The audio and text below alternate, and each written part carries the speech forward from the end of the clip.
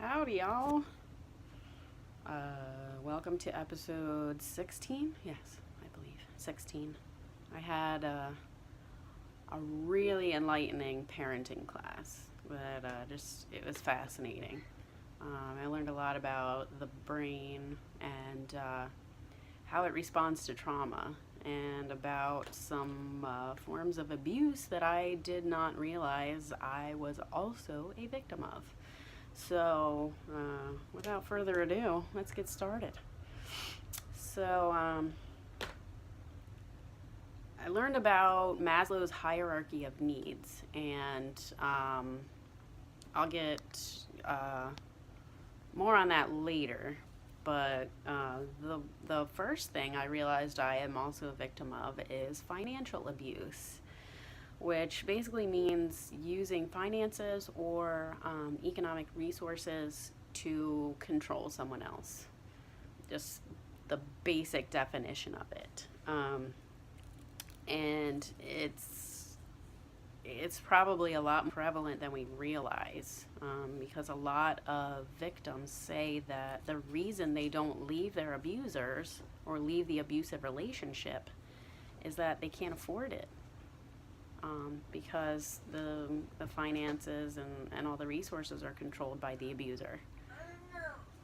And they use it to keep the victim in the relationship or keep them under control.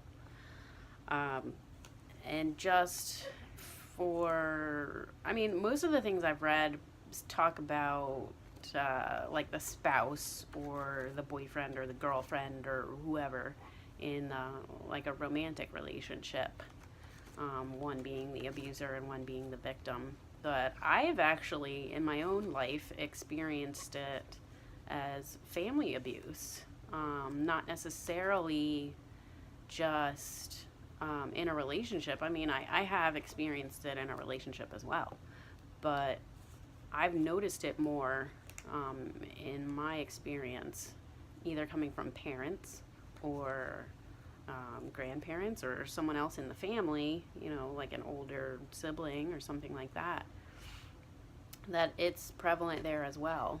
So it's, sorry, I'm gonna keep checking my notes here. It's basically the abuser is forcing financial dependence on the victim. In other words, the victim is forced to depend financially on their abuser. I think it's very common in codependent relationships. It's just yet another way to exert control. And it can be preventing someone from getting a job, getting an education, depriving someone of money or any other resource, or controlling,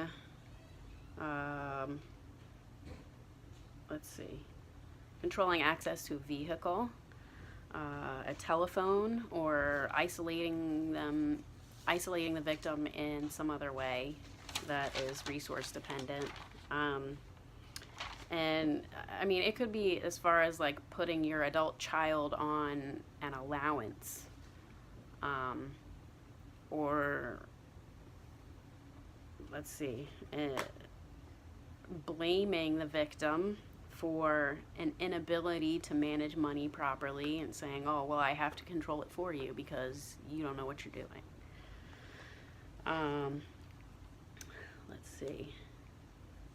Yeah, the abuser can also restrict or withhold access to money, food, shelter, clothing, medicine, hygiene products, important personal documents like your birth certificate or your social security card, or your financial records. It's basically not having your own independence. You're not in control of your own financial situation. And it can also go as far as being like elder abuse, like manipulating someone or convincing them to change their will or change any other legal documents, to name the abuser as their beneficiary or their heir, or convincing someone to give the abuser, convincing a victim to give their abuser power of attorney, or whatever, and then using that for their own gains. Hi, baby.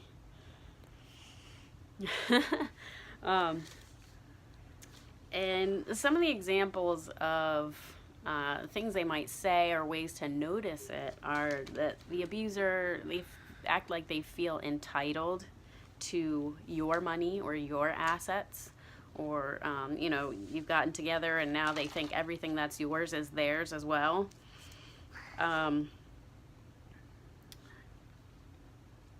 Trying to control your use of or access to your money that you have earned or that you have saved, and saying that they need it or whatever, or convincing you to give it all to them or spend it all on them. And like something I have experience with is the abuser using offers to help your financial situation as a cover for ultimately gaining control.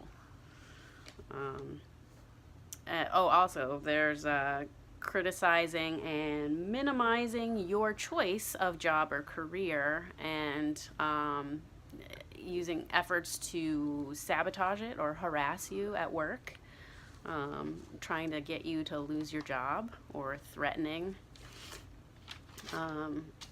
There's also, what was the other one I had? Sorry, I keep checking my notes.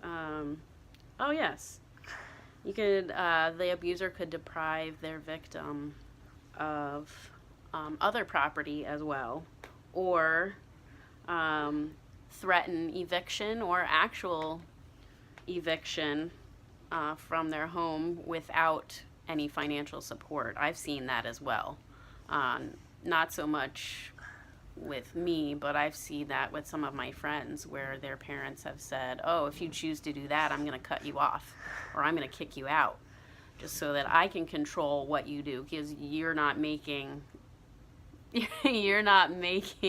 decision that I want, so I'm going to control you so that you do what I want you to do.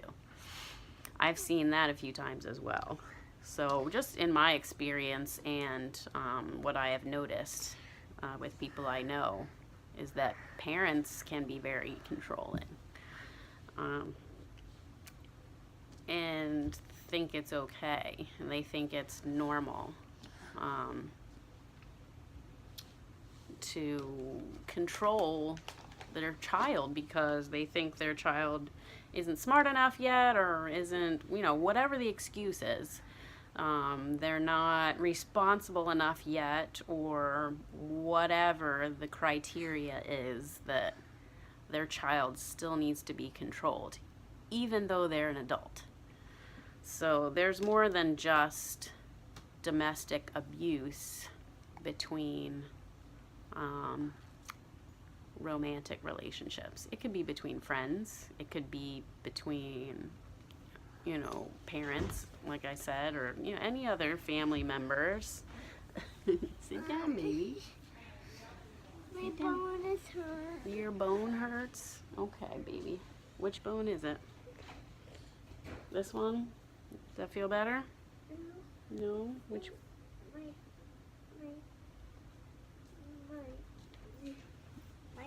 Your toe? Yeah. Your toe hurts? Okay. I'll rub it. Does that feel better? Yeah? Okay, good. Here, I'll give it a kiss for good measure. Mwah! Boop. Does that feel better? Sometimes all you need is a kiss. Okay, just hold on, baby. I'm almost done, okay? So that was very interesting. Just from my personal experience, I have had my income taken away, my only income taken away from my family, by my family. And then I was harassed and pressured to go get a job, but I no longer had any money to even put gas in my car, which then my family then proceeded to manipulate and harass me until I signed over my car to them as well, saying that they were going to help. And then I could not get a job. I couldn't go get groceries. I couldn't do anything because now my car, it was just disappeared. They took it away. They said they were going to help, and they did not. And I was in a situation where I could not afford anymore to take care of my family.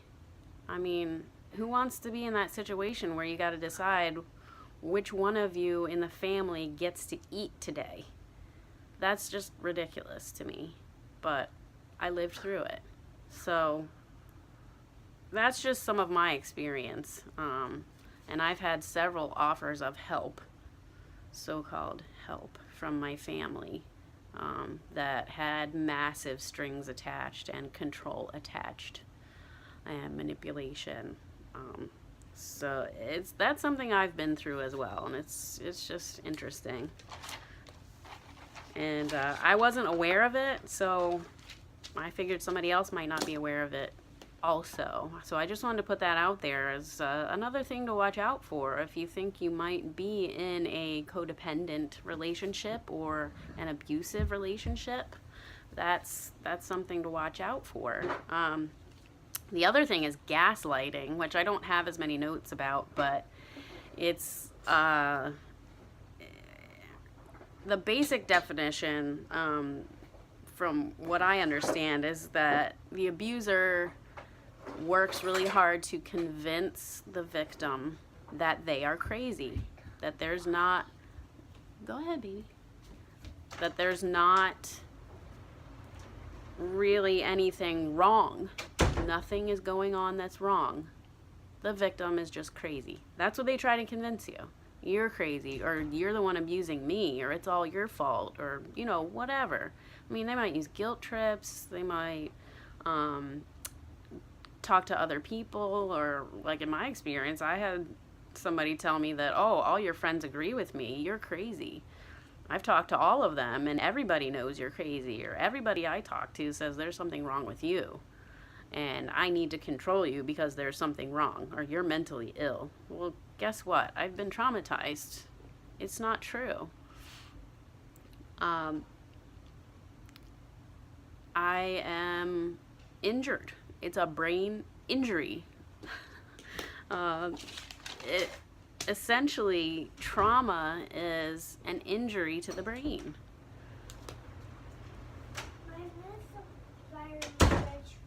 I don't know, baby. You need that truck right there? What? It's an injury to the brain. Now, on to Maslow's hierarchy. At the bottom is your basic needs, like food, water, warmth, and rest is all the way at the bottom. If you don't have those needs met, you cannot move up to your other needs. Well, there are other basic needs as well. Your psychological needs, and then your self-fulfillment, just to feel good within yourself needs. So with someone who is traumatized, and I mean this applies for kids as well as adults,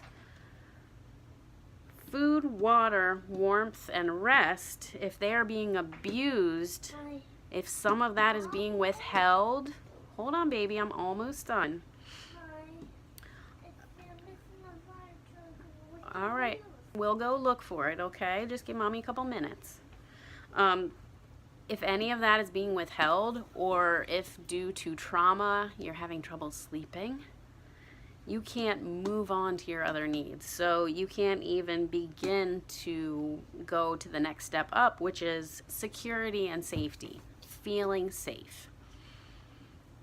If you're hungry, you probably, I mean, that's a chronic thing that'll make you not feel safe eventually. But yeah, if you're hungry, I mean, we all see the commercials for, like, if you're hangry kind of thing.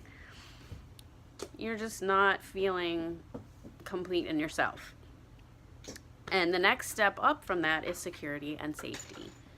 And the next step up from that is relationships and friends and love, feeling love, and a sense of belonging. The next one up from that is self-esteem and feeling of accomplishment. And then at the very top is achieving your full potential, your self-fulfillment, being able to do creative activities, and being able to give back to other people. So I just found this very interesting, that if the very basic needs, those bottom two, food, water, warmth, and rest, and then the one above it is security and safety, those are things that people who are traumatized are stuck in because those needs are not being met.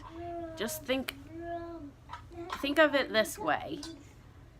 The injury to the brain is, the trauma has caused me to be constantly in a state of fight, flight, or freeze.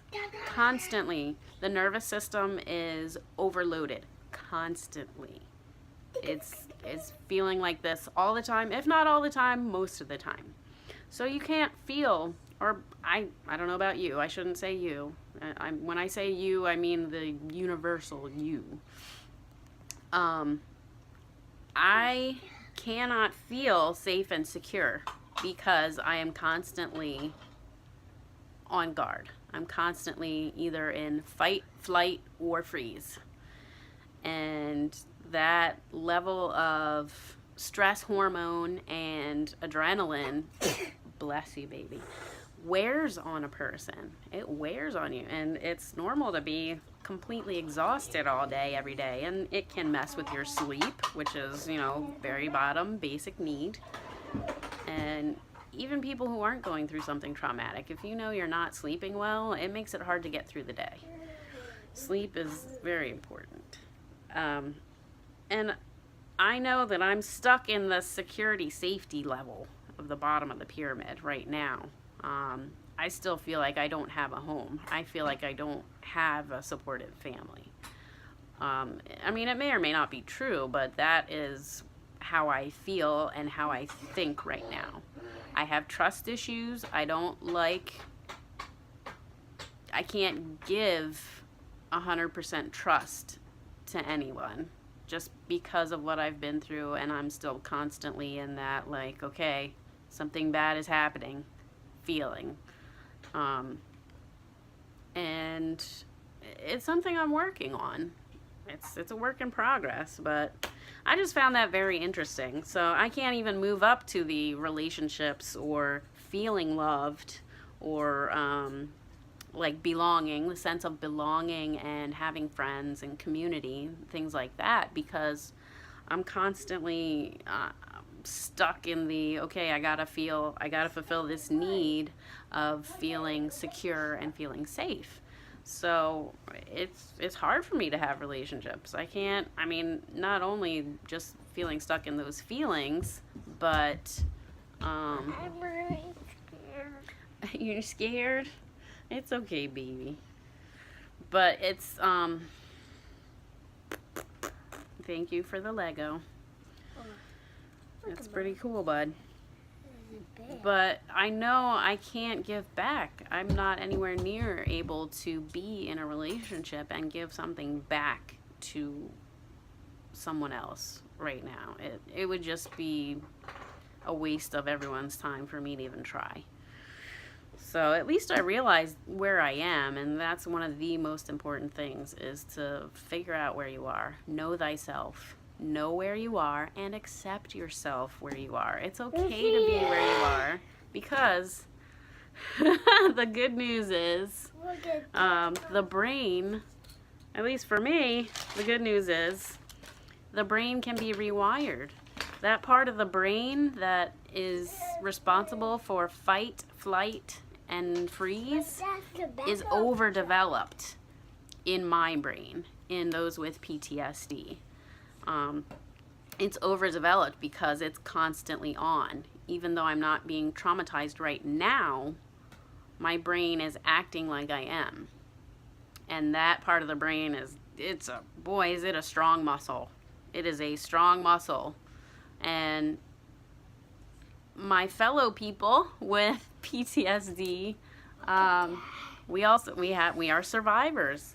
That part of the brain is very important. That's how we survive. So it's not a bad thing, but we do want to develop the other parts of our brain too, so that we can have a more fulfilling, a happier life. We can feel love. We can let people in. We can trust. We can just have the rest of our psychological needs fulfilled. And we can't if we're constantly in, like, survival mode. So, I don't know all the ways we can do this yet. That's probably another like hour-long lecture or something. But I don't know all those ways yet. But there are ways that we can strengthen our neural pathways to the other parts of the brain. I believe it's repetition. The way that part of the brain, the survival part of the brain, has become so strengthened is that we have to keep using it. And we keep using it and keep using it and keep using it. So it's super strong, just like a muscle. So if we start using the other areas of the brain and work on it, do repetition. We got to do reps, brain reps, people. We got to work at it instead of letting our brains run the other way to survival. We got to work at thriving instead of just surviving. So we don't have to be in that fight, flight, or freeze mode all the time. We can enjoy our lives and have other, gentler ups and downs as life is supposed to be felt and experienced. So it's like a muscle. We got to use it. Use it or lose it. And that's good news to me. I want to start working on the other parts of my brain a little more. I'll get back to you on the ways I figure out how to do that. I know it's repetition and neural pathways. It's just the same thing. They get stronger the more you use them. And I think one of those things is... That's cool, Mommy. That is very cool, buddy. It's like a tower with a propeller on top. Yeah. Look how cool. Yeah, nice. Good job, bud. Can you build me something else? What else you got? So it's good news. There's a light at the end of the tunnel. You don't have to be stuck like this. You're not stuck. The body is completely regenerating all the time. You're not in the same body you were in yesterday. So many of your cells have died off or multiplied or changed or whatever, that your cells aren't the same as they were a few minutes ago. They weren't the same as they were yesterday or a week ago or a month ago or a year ago. So it's all good news to me. That's what I think. And I hope it's good news to you as well. I hope I raised a little bit of awareness of things to look for and maybe things to avoid in your relationships. If you notice any kind of manipulation, or if you're not happy and you try to discuss it with this person and you end up feeling worse, or they don't want to improve the relationship with you, that's a big sign for me. If they're like, they think everything's fine even though you're upset, red flag, people. Hello. No. Relationships should be beneficial for both parties, not hurtful to anybody. That's what I believe. But anyway, just trying to share the love, raise some awareness, help people feel better. I'm trying to help myself feel better, and if I can help anybody else with my story and my progress, I'm hoping that's what I do for you guys. And because I love you. I love me. I love you. And we all deserve to be happy. We really do. So, if you think you're a lost cause, well, then you're wrong. You're just flat out wrong. You're not a lost cause. I ain't giving up on you. I'll be here next time, telling you something else. I'll be bugging you, hopefully in a happy way. All right? I know it's been a little bit of a long one, but I had a lot to say. Like I do sometimes. Anyway, also, say goodbye to the hair as it is. This is step 1. We're about to move on to step 2. And maybe I'll post some pictures of it in progress. We'll see. All right. Love you guys. Talk to you later. See you next time. Bye. How do I turn it off? Look at that. Cool. You built another Lego. Awesome. I love Legos. Does this climb?